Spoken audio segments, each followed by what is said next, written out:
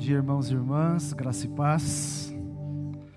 Hoje, excepcionalmente, os jovens vão permanecer no culto, tá? Não terá a classe de vocês. Ó, o pessoal que está no fundo tem lugar aqui, se quiser sentar.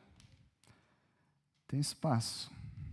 Feliz Dia dos Pais. Para alguns, essa saudação é inapropriada. Alguns que gostaria de ter o pai, mas já não tem essa alegria.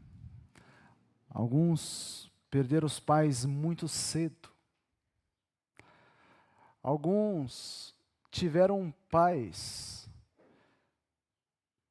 apesar de vivo, experimentam uma forma cruel de orfandade, que é ser órfão de pais vivos. O pai que está vivo, mas ausente. E alguns têm o pai presente, mas com uma presença inadequada.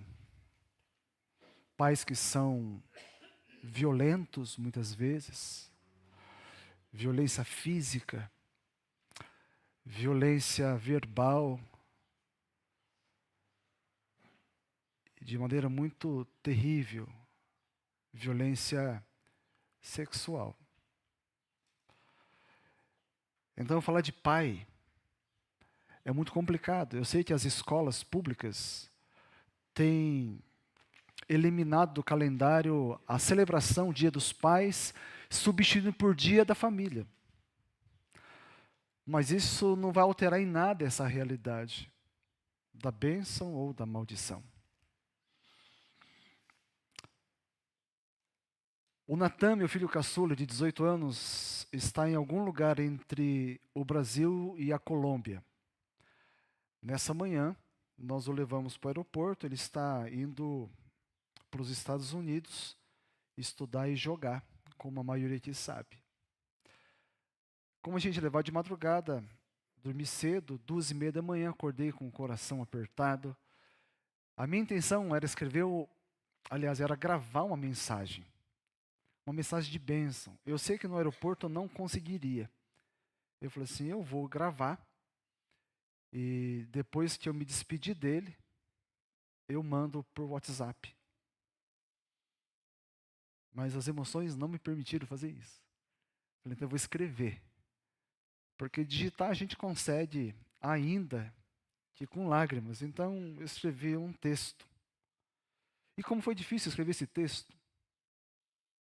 Porque eu fui obrigado a fazer uma reflexão do que foi o exercício da paternidade durante 16 anos para o Natan e 23 anos para o Theo. 18 anos para o Natan e 23 para o Theo. E como eu achei buracos. Quantas falhas eu cometi.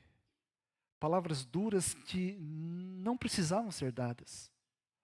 Ausências.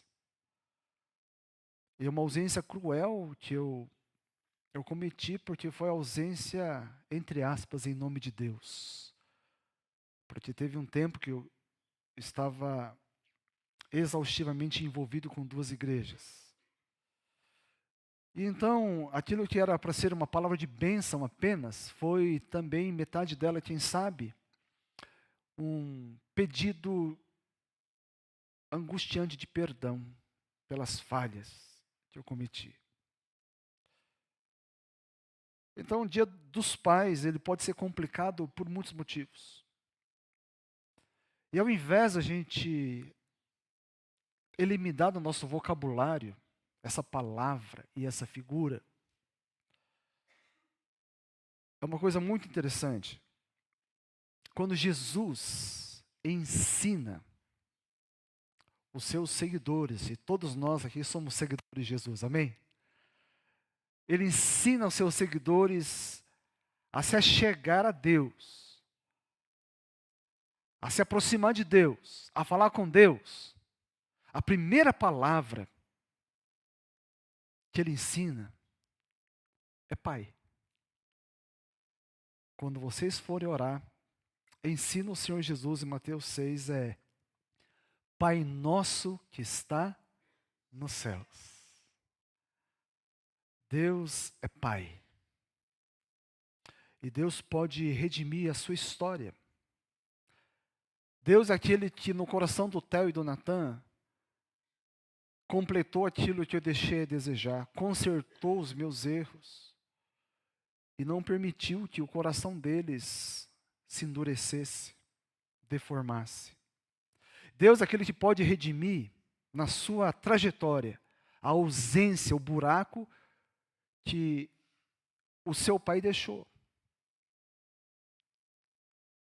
Quantos aqui cresceram sem a figura de um pai?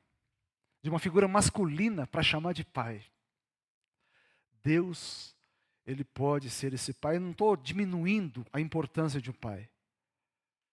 Deus planejou desde o início que todos tivessem pai e mãe. Mas a verdade é que desde que o pecado entrou no mundo, essa realidade perfeita nunca aconteceu. Os grandes homens na Bíblia, a gente vê quantos erros.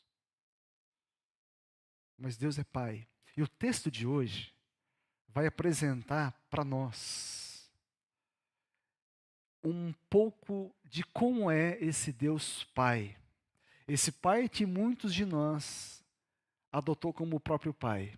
Aliás, que Jesus nos proporcionou para tê-lo como Pai. E alguns aqui que ainda não fizeram essa escolha, pode fazer nessa manhã. O texto, para nossa apreciação, se encontra no Evangelho de Lucas, capítulo 15, a partir do verso 11. Lucas 15, 11. Quem aqui é crente há mais de 10 anos? Ok. Quem há mais de 10 anos, vocês, eu peço licença, porque hoje você vai ouvir a 17ª pregação na parábola do filho pródigo. Aproximadamente. Né? 11. Jesus continuou. O homem tinha 2 filhos. O mais novo disse ao seu pai: Pai, eu quero a minha parte da herança. Assim, ele repartiu sua propriedade entre eles. Não muito tempo depois, o filho mais novo reuniu tudo o que tinha e foi para uma região distante. E lá desperdiçou seus bens vivendo irresponsavelmente. Depois de ter gasto tudo, houve uma grande fome em toda aquela região e ele começou a passar necessidade. Por isso foi empregar-se com um dos cidadãos daquela região, que o mandou para o seu campo a fim de cuidar de porcos. Ele desejava encher o estômago com as vagens de alfarrobeira que os porcos comiam, mas ninguém lhe dava nada. Caindo em si, ele disse: Quantos empregados de meu pai têm comida de sobra, e eu aqui morrendo de fome? Eu me porei a caminho e voltarei para meu pai, e lhe direi: Pai, pequei contra o céu e contra ti. Não sou mais digno de ser chamado teu filho. Trata-me como um dos teus empregados. A seguir levantou-se e foi para seu pai.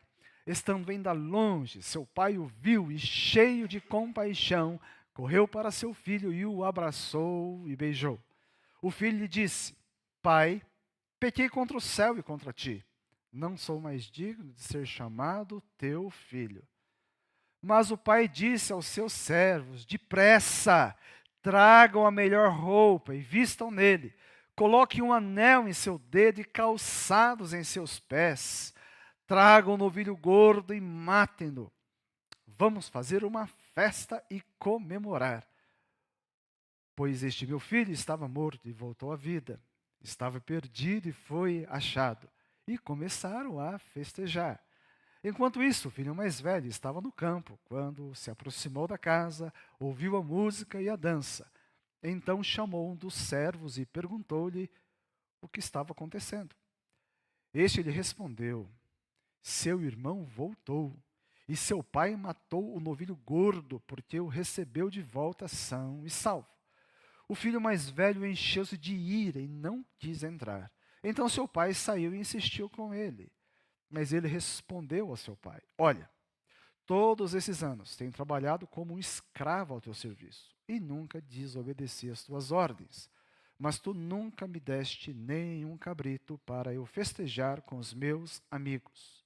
Mas quando volta para casa, esse seu filho, que esbanjou os teus bens com as prostitutas, matas um novilho gordo para ele.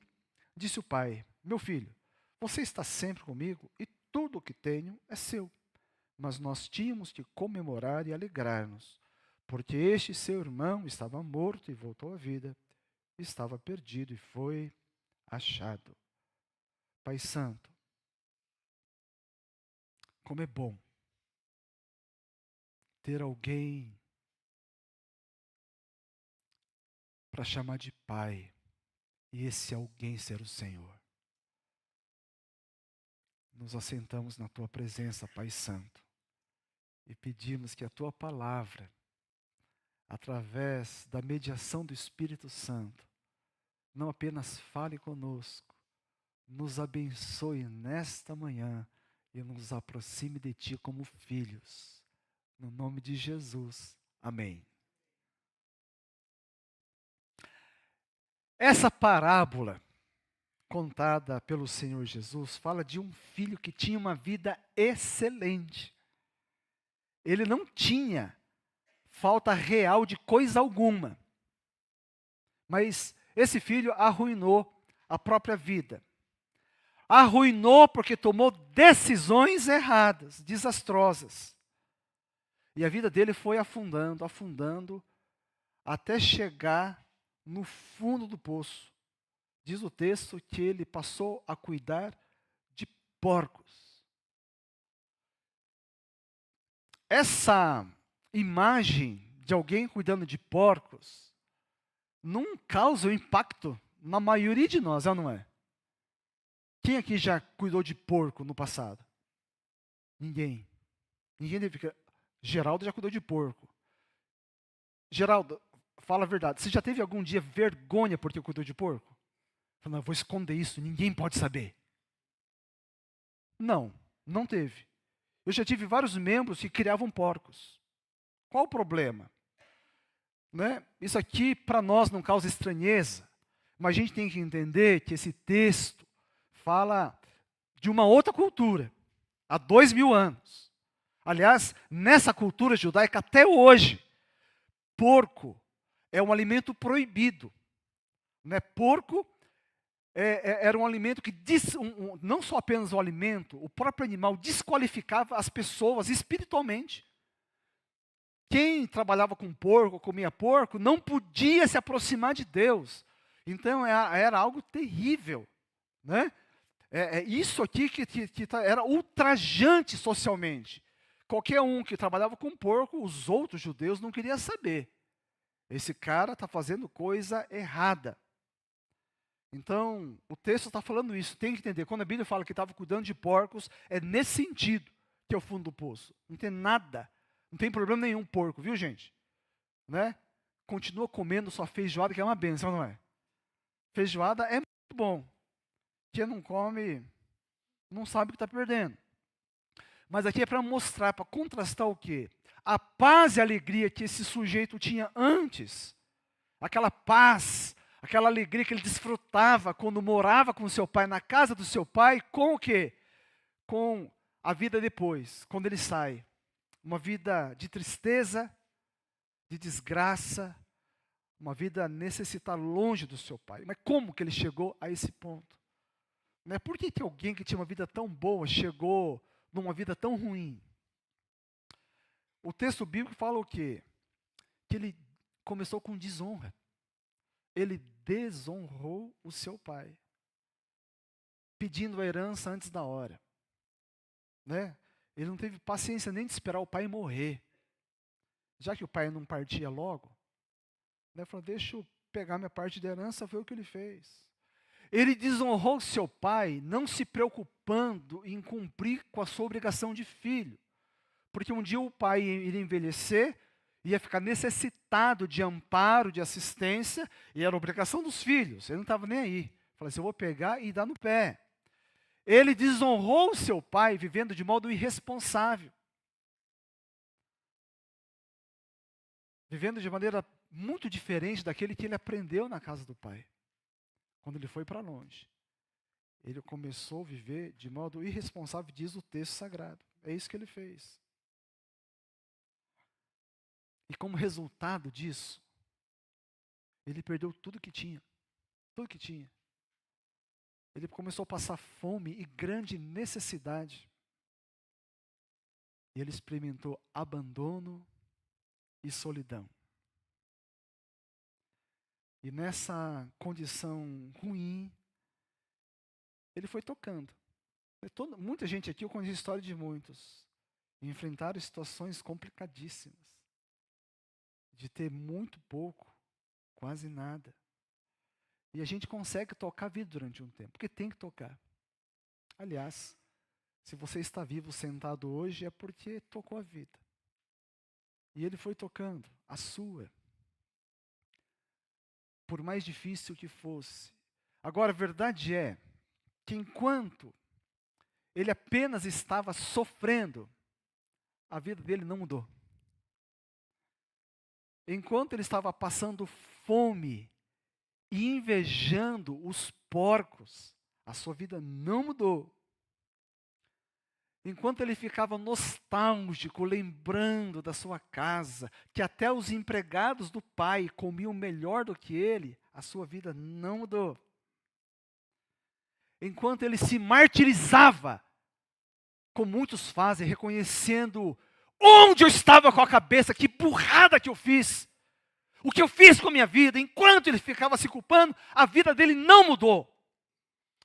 Enquanto a alma dele definhava, longe de casa, longe do pai, por quem a vida inteira ele foi amado, a sua vida não mudou. Então, simplesmente sofrer e constatar o erro, reconhecer as idiotices que fez durante a vida, não quer dizer nada. Reconhecimento de erro não muda a vida. Não abençoa ninguém. Mas, quando ele tomou uma decisão, a sua vida começou a mudar. Lucas 15, 18. Quando a cota de sofrimento para ele já tinha passado dos limites, ele teve um momento de lucidez, ele tomou uma decisão. Ele diz: eu me porei a caminho e voltarei para o meu pai. Sabe que essa é a ideia da palavra grega para conversão. Né? Essa mudança de rumo, ele estava indo numa direção para longe do pai. A conversão tem a ver com isso, eu constato o eu reconheço, eu me arrependo, e então eu dou uma guinada de 180 graus e eu volto. Conversão é isso, irmãos. Ele decide isso. Então, quando ele decidiu e foi, a mudança começou. Esse movimento de voltar para o pai. Esse movimento é o ponto de virada, tá certo? Mas ele só foi concluído porque a decisão tomada foi levada até o fim. Porque muitos decidem por Jesus. Gente, eu sou pastor há 26 anos. O que eu vi de gente, se todo mundo que se converteu estivesse dentro da igreja ainda, não apenas na Hollins, qualquer batista, assembleia, bola de neve, o que for, teria mais crente do que descrente no mundo.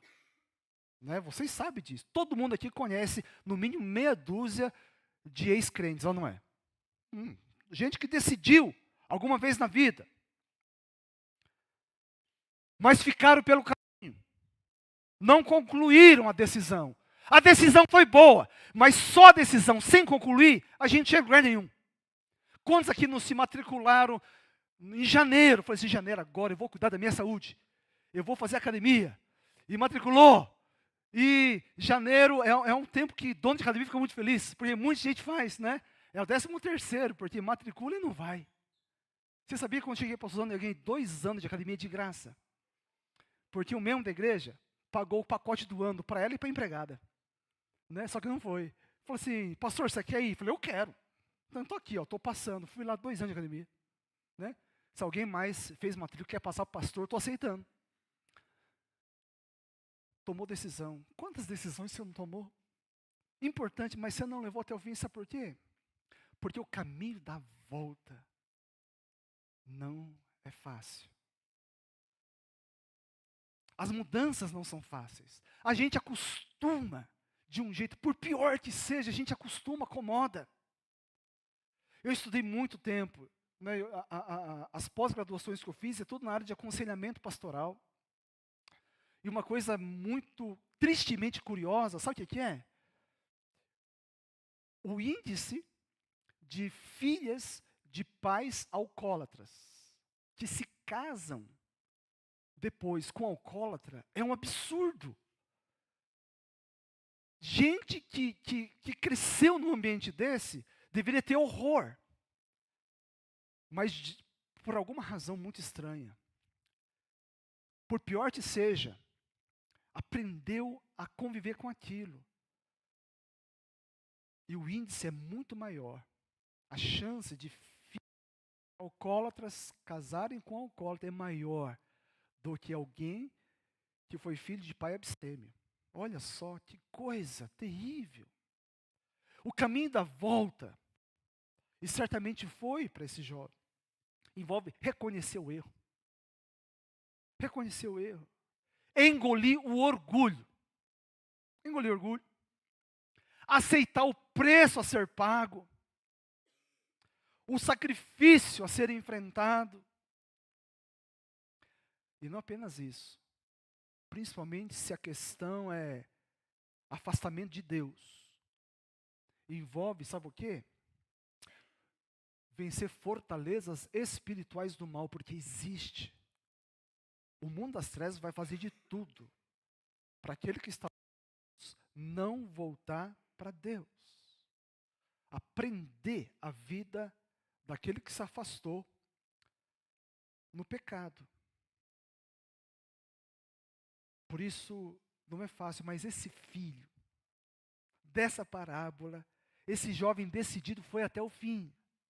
Ele não desistiu no meio do caminho. Ele não ficou racionalizando o seu erro. Mas todo mundo faz isso. Eu sou jovem.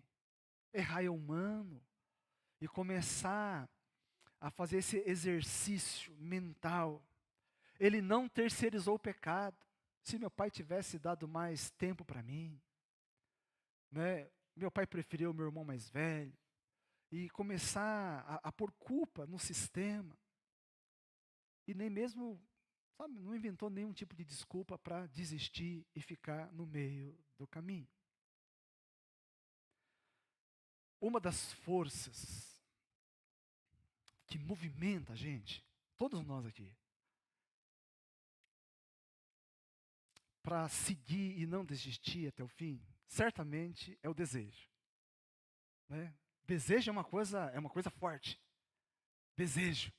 Já teve desejo por alguma coisa? Né? Desejo é uma força muito, muito poderosa. Mas tem um problema. Desejo, ele, assim como vem, ele pode ir. Quando a gente começa alguma coisa baseado apenas pelo desejo, quando o desejo desaparece, a pessoa abandona. Vamos voltar para a sua academia. Ai, pastor, estou sentindo um peso na consciência. 3 anos seguidos, já paguei a academia, não fui. Então toma posse agora. O desejo é uma força poderosa que vem e vai. Agora, a necessidade consciente é algo muito mais efetivo.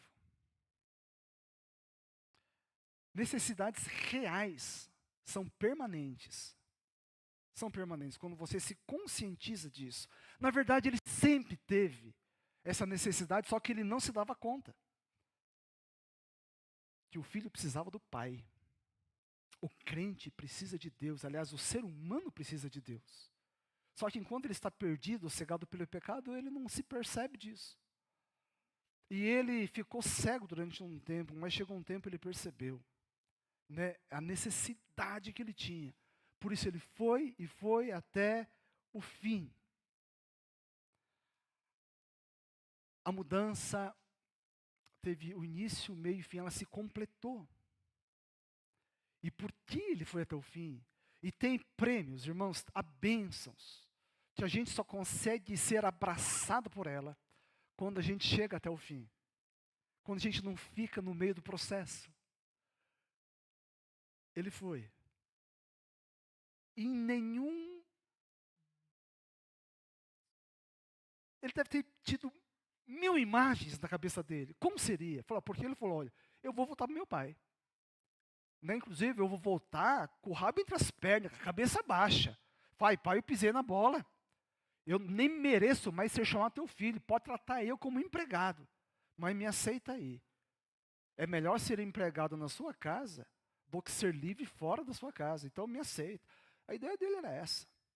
Ainda sem ter certeza se o pai iria aceitá-lo ou não.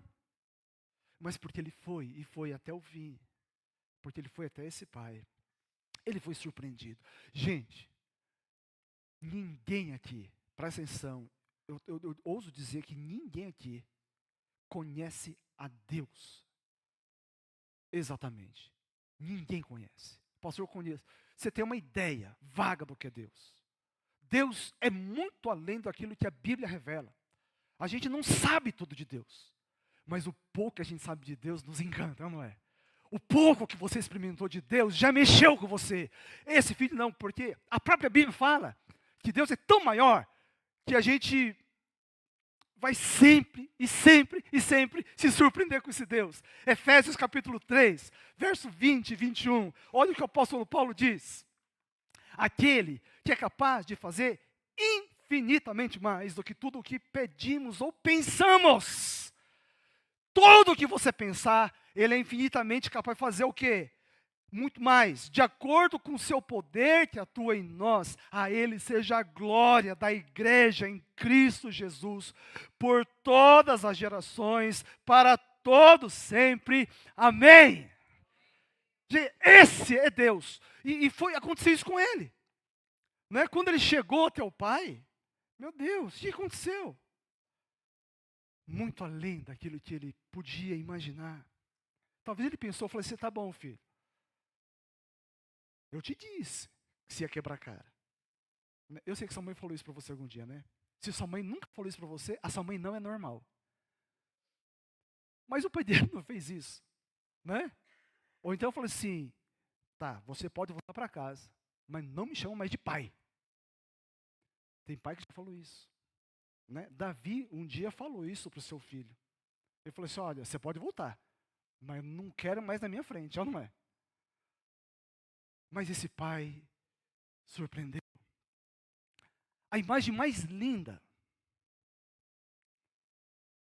pintada por Deus, a gente vê nessa parábola. É um pai que ama tanto, que não consegue ficar esperando o filho voltar até a sua casa. A Bíblia diz que enquanto o filho ainda estava voltando, o pai não se conteve, ele saiu correndo. Imagina isso, o filho andando e o pai correndo. E correndo na direção dos seus filhos, levantando aquelas túnicas longas e saindo na disparada, aquele homem distinto, que sempre andava altaneiro, né, como todo homem distinto do Oriente fazia, ele arregaça o seu vestido e sai em disparada. Enquanto os ouvintes da parábola estavam prestando atenção nessa parábola, né, eles começaram a ficar espantados. O que estava acontecendo?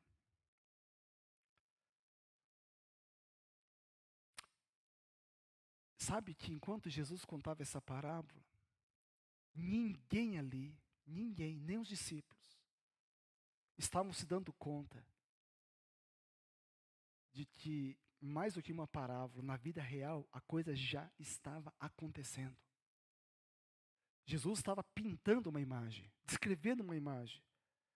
Mas isso que o pai do filho pródigo estava fazendo, na parábola, já estava de fato acontecendo. Como? O mundo, a humanidade, toda, estava com as costas viradas para Deus. O mundo inteiro com as costas viradas para Deus. Deus não esperou até que nós, humanos, criaturas de Deus, nos voltássemos para Ele. Ele não esperou que a gente desse as costas para o pecado e voltasse a face para Deus. Voltasse o nosso coração para Ele. Não. Sabe por que Ele não esperou? Sabe por quê? Porque jamais isso ia acontecer. Porque nós estávamos mortos nos delitos e pecados. Diz lá Efésios capítulo 2.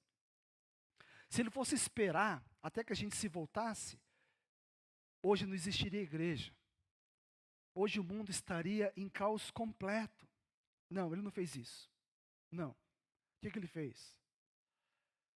Ele, mais do que sair correndo, Ele enviou seu Filho, seu único Filho, Jesus Cristo, para vir ao mundo, ao nosso encontro, nos buscar e nos resgatar, para dizer: eu amo você. Apesar de tudo, tem um lugar para você. E assim, há 2000 anos, até hoje, todos aqueles que entenderam, que creram, e porque creram, entregaram suas vidas a Jesus, todos esses experimentaram uma tremenda reviravolta na própria vida. Uma transformação radical e poderosa. Não é apenas o jeito de vestir. Sabe, moças que eram sensuais, que faziam tudo para conquistar o olhar lascivo de homens e rapazes. Não, não é apenas isso. Não é o vocabulário, gente que cada 10 palavras, 9 era palavrão, palavras obscenas. Não estou falando disso. Não é de lugares frequentavam, gente que não saiu de boteco e de zona e passa a frequentar. Não estou falando disso. Não tem a ver com ética do trabalho. Não é. O jeito de se relacionar. Homens que eram grossos, frios, e passam a ser doces e amorosos dentro de casa com a esposa e com os filhos. Muito mais do que isso, a mudança que Ele opera é no coração. É a mudança de dentro para fora. E por isso aquela mudança que permanece. Não é uma mudança de cabresto. Não é um adestramento de comportamento, mas é uma transformação de coração. É isso que Ele faz. É isso a conversão. É isso que o Pai faz. Ezequiel capítulo 36, 26. É a profecia que foi dada ali no Antigo Testamento sobre o que Jesus ia fazer. Darei a vocês um coração novo e porei um espírito novo em vocês. Tirarei de vocês o coração de pedra e lhe dareis um coração de carne. Essa é a mudança. Ele faz um transplante de coração. 2 Coríntios 5,17. Portanto, se alguém está em Cristo, é nova criação, as coisas antigas já passaram, eis que surgiram coisas novas. Coisas novas. Tudo é transformado. É só quem se converte, quem nasce de novo, quem experimenta isso é que sabe. São experiências impossíveis de serem explicadas, mas é de maravilhar aqueles que experimentam. O mundo passa a ser enxergado com novas lentes, né? E por quê? Ele foi surpreendido. Porque ele foi surpreendido pela atitude do pai. Veja bem, enquanto o filho deu as costas e estava longe, o pai deu liberdade. O pai permaneceu exatamente onde estava. O pai só faz o movimento quando o filho decide. Quando o filho decide voltar, então o pai vai na sua direção. Enquanto nós não tomamos essa decisão, aliás, a própria decisão de você querer voltar já é uma ação do Espírito Santo na sua vida. Porque até para nos arrepender, nós somos incapazes. Quantos filhos que ficaram décadas longe de Deus, teve a sua alma sendo apresentada diante do altar de Deus, com os joelhos da mãe no chão e lágrimas sendo derramadas, regando ali e movendo o Espírito Santo na direção do filho. Agora, porque esse filho ele foi até o fim? A decisão tomada se consumou e ele chegou até o pai. Os pés rachados, a gente vê aqui, e sujos receberam sandálias de filho. Corpo coberto de trapos, receberam vestes de príncipe. Mãos calejadas e dedos imundos, receberam anel de honra. O coração sofrido e humilhado, recebe consolo, abraços e beijos de um pai apaixonado. Pai. Essa foi a profecia cumprida, né? Lá de Isaías 61, 1 a 3. Olha só o que diz o texto.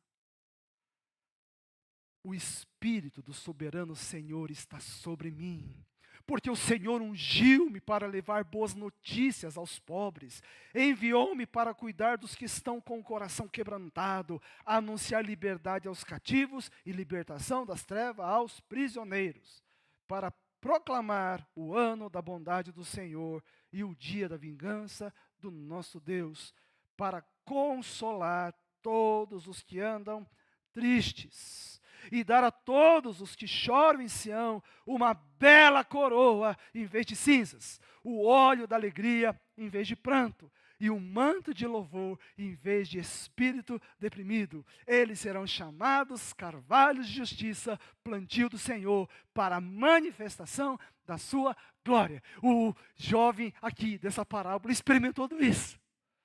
Vestes de louvor. Olha só que coisa maravilhosa que o Pai dá. Quando a gente volta para o Pai, é isso que nos aguarda. Eu sei que muitos aqui têm o complexo de São Francisco.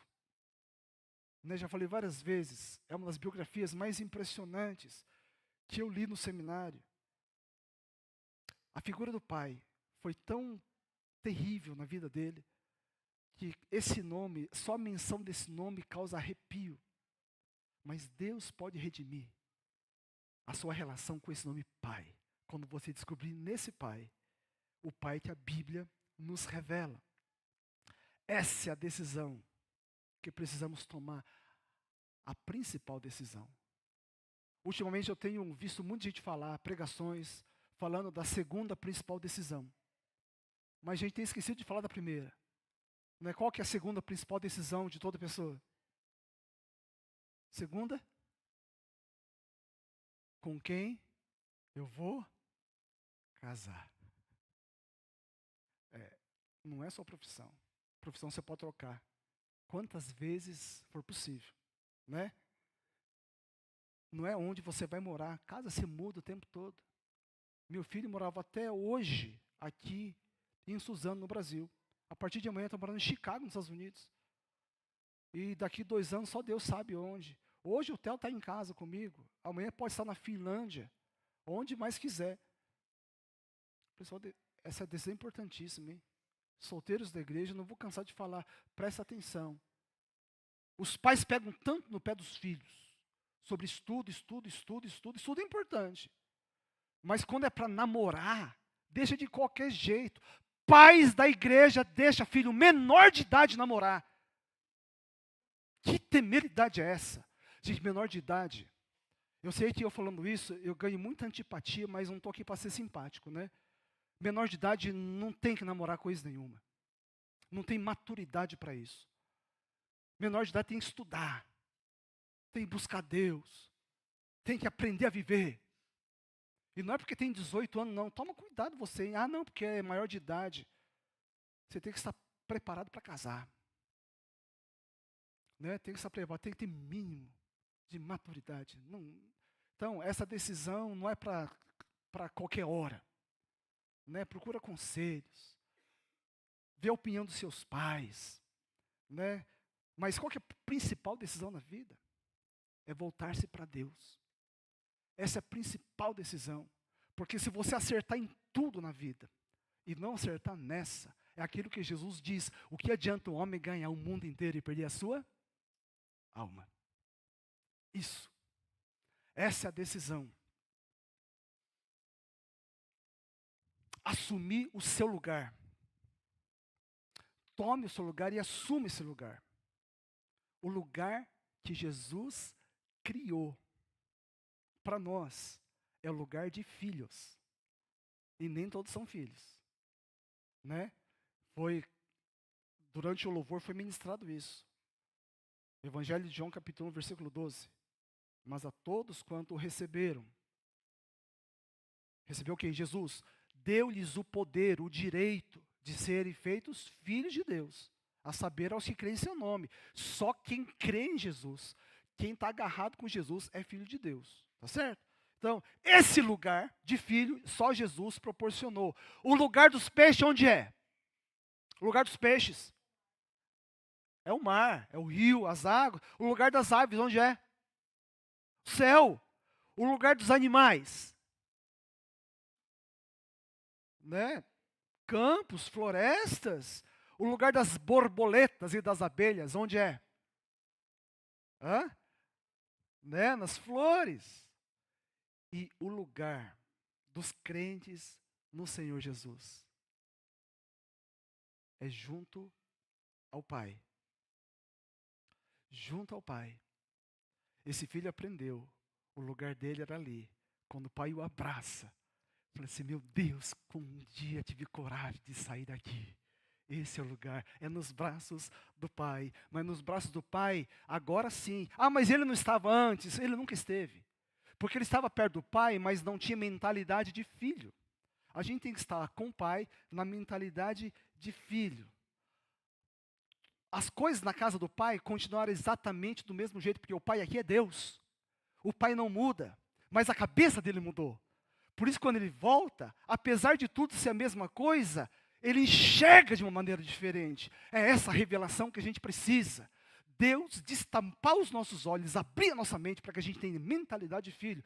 Porque a gente vê isso também do filho mais velho. O filho mais velho fala o quê? O filho mais velho nunca saiu de casa. Mas ele fala assim: pai, eu te servi todos esses anos como um escravo. É um filho que estava com o pai, mas não tinha mentalidade de filho. E como ele não tinha mentalidade de filho, ele não desfrutava da paternidade abençoadora do seu pai. A maneira como nós olhamos para Deus vai afetar e definir e determinar a maneira como nós vamos nos relacionar com Ele. E nós precisamos da ajuda do Espírito Santo para enxergar.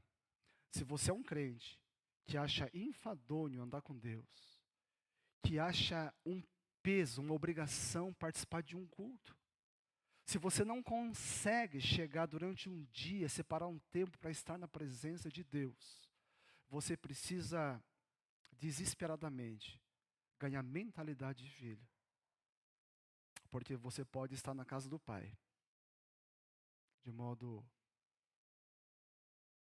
inadequado, não abençoador, a maneira como Deus nunca quis que você estivesse no lugar de filho, é nos braços do Pai. Nós vamos orar agora, em nome de Jesus.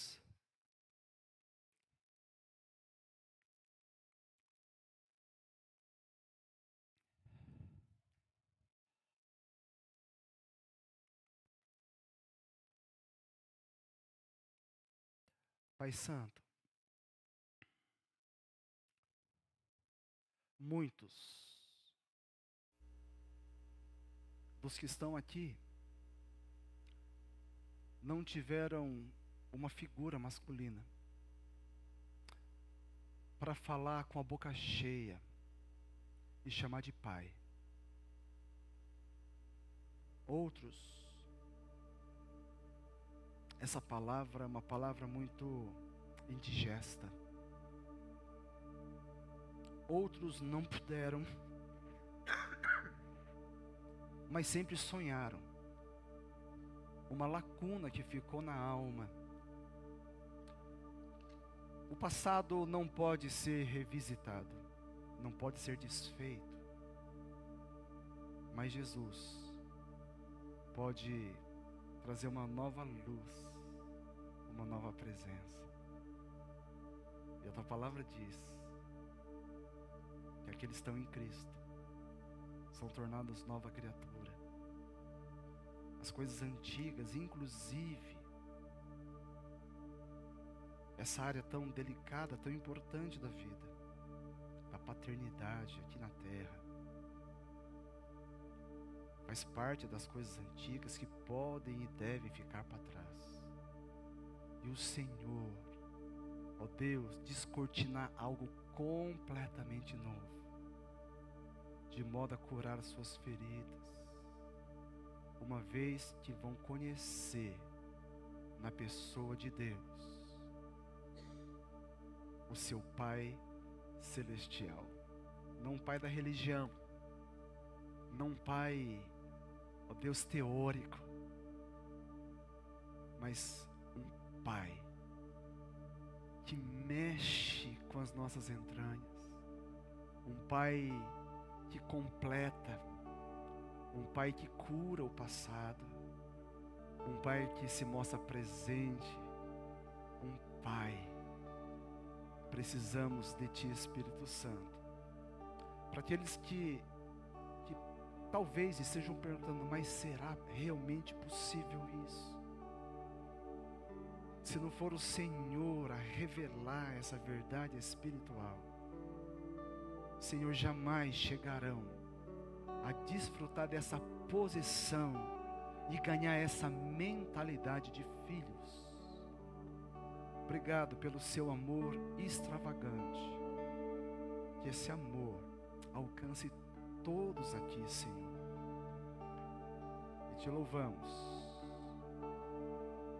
Todos nós outros pais, aqueles que receberam o privilégio de gerar filhos, seja filhos de sangue, seja filhos gerados no coração.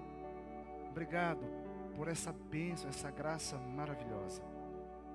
Que a bênção do Senhor esteja com os pais dessa igreja, para que possam, ó Deus, exercer a sua paternidade com responsabilidade, uma paternidade abençoadora, paternidade espiritual. Deus, em nome de Jesus, que a bênção do Senhor, ó Deus, nessa área, venha alcançar o seu povo nessa manhã. Ó Deus, em nome de Jesus. Amém. Coloque-se de pé. E assim que nós concluirmos aqui